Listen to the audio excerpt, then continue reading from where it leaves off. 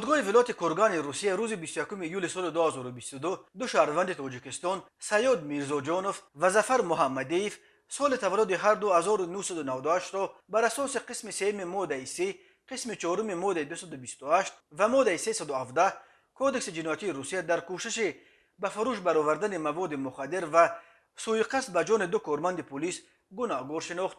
میرزاجانوف را به 17 سال و محمدیف را به 19 سال محبس نظامش سنگین محکوم کرد.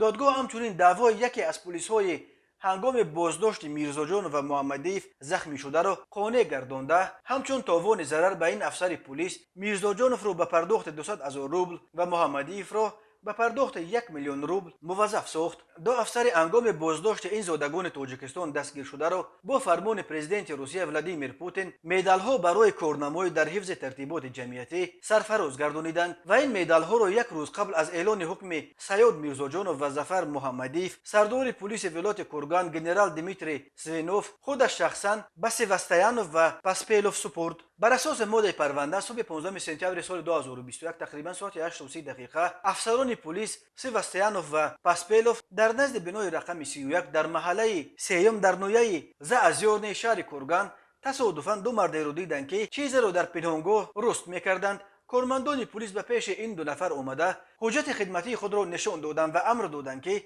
امروی آنها بروند، ولی طور دادرس پرونده در انجام مرافعه در حکمش گفت عیبدار شوندگان از اطاعت به امر کارمندان پلیس سرکشی کردند. میرزاجانوف کارد برآورده است، ولی کارمند پلیس سیواستیانوف کارد را از دست وی کشیده گرفت و دور پرتافته است. در همین هنگام محمدیف سیواستیانوف و پلیس دوم پاسپیلوف را کارد زده است. بعد این هر دو عیبدار شونده از محل جنایت گریختند. برای بازداشت جنایتکاران مسلح در سراسر ولایت کرگان نقشه سرین برآ انداخته شد و به زودی هر دو را دستگیر کردند. پلیس کرگان آن وقت گفت از ماشین میرزاجانوف و محمدیف بیش از 100 گرم مواد مخدر نو هیروئین پیدا کردند که برای جابجا کردن در پنهانگاه‌ها آماده کرده شده بود. تاجیکستان که با افغانستان منبع اساسی تولید هیروئین، افیون و حشیش دنیا 1370 کیلومتر مرز مشترک دارد، در سالهای اخیر به یک مسیر عمده قاچاق مواد مخدر افغانی به بازارهای سیاه شمال سیاره اساساً به روسیه و قزاقستان تبدیل یافته است. از بیش از 7,000 تاجیکستانی که در محبس‌های روسیه ادای حکم می‌کنند بنا به حساب‌های غیر رسمی تقریباً 4/1 برای جنایت‌های مربوط به مواد مخدر